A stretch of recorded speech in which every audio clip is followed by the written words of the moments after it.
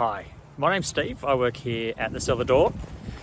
I just want to say thank you very much for purchasing our Chenin triple pack. So I'm going to talk a little bit about Chenin Blanc. Alright guys, so the first Chenin Blanc that we'll be trying today is our traditional method Shimmer Sparkling. It's actually our most popular sparkling that we sell. For that, it's got a little bit of sweetness, still quite crisp and clean, and it's just loved by many. So obviously, being thorough, I have to have a glass myself. Now, this is not the ideal glass. You'd normally be using a champagne flute, and you'd want this nice and cold, usually around about that 6 to 8 degrees. Because I've done a couple of takes of this video, this is probably sitting at about 10 to 12, and it is a beautiful day out here in the Swan Valley. So, our traditional method sparkling is created by, as they always are, Anthony Urisic and his family.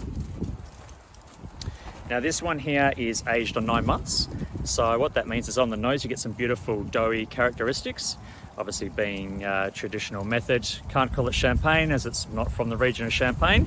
It's all here, as I said, on site from the Swan Valley. So this one here displays those beautiful doughy, biscuity notes, those bready tones, bit of passion fruit, quince, honeysuckle. It's beautiful. It's got a little bit of sweetness, but once again, natural acidity as Chenin is known to do.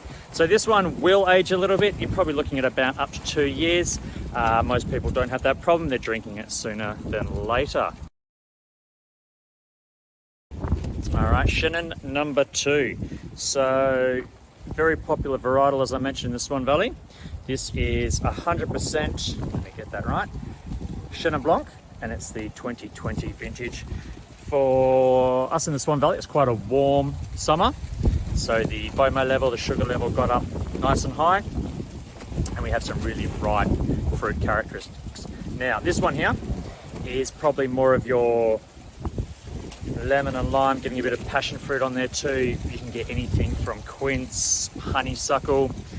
Now, the interesting thing, I should say, about a Chenin Blanc is its diversity. So, as I mentioned, 2020 vintage, nice and crisp and young, lots of primary fruits. When you get onto the third bottle, being the aged 2013 Chenin that we'll talk about more in detail a little bit later, the flavours change from primary fruits and they head down to those really complex, get a bit of viscosity there, a bit more weight. Some people even think that it's got some oak characteristics. So it's very interesting how the wine will change over time if it's sold correctly. So back on track for this one here. This is picked quite young.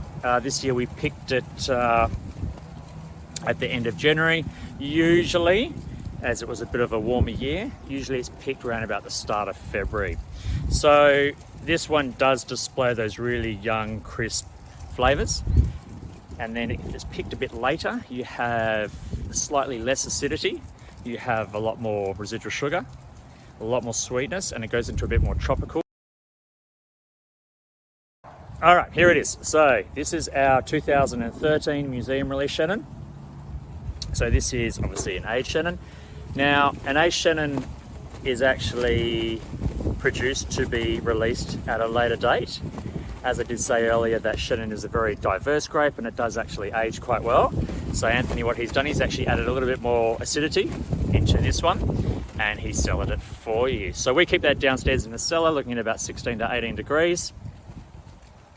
And he'll taste that about every year and see how that's drinking as time goes on. So we've just released this recently. Now I've got it here. This is our 2013 Chenin. Now I'll just, as comparison, show you our 2020 Chenin. So a bit more of that pale straw, a bit more of that sort of darker, deeper amber, a bit more of that probably I'd say pale gold.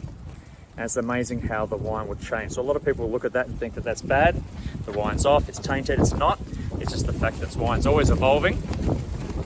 Once you do open the bottle, yes, you do have a bit of a time limit and that needs to be consumed sooner than later. So on the 13, big difference. On the nose, a lot more of that buttery, creamy notes. Now, this has also seen another process called malolactic fermentation.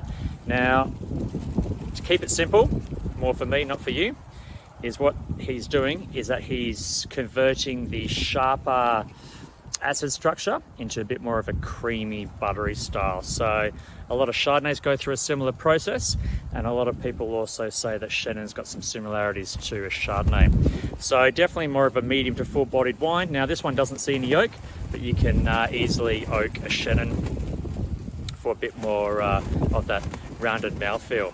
So on the nose, stepping away from those younger lemon and lime, citrus, passion fruit, getting more into the stone fruits, probably a bit more quince, apricot, and I also get on the nose a bit more buttered popcorn. Now it smells like it has seen a little bit of oak treatment. I guarantee it hasn't, but a lot of people will assume that this has been very lightly oaked. So it's just very interesting how it changes. So 2013, when he produced this, as I said, he added a little bit more acid structure to it. If you open this in 2013, after it was recently bottled, you probably wouldn't find it. You'd find it probably a little bit too sharp, sour, bright, and it'll be swimming in acid. Over time, as acidity will slowly taper off, it turns into this beautiful complex wine. So acid is a great preservative, and that's why some whites do age very well, whilst others don't. So this one here is something that I'd probably drink at a slightly warmer temperature, probably up around that 10 to 12 degree mark. And if you've got a bigger glass, a glass that you'd normally use for a red or even a Chardonnay, use it. It's fantastic, and you get all those complex, bold aromas coming through.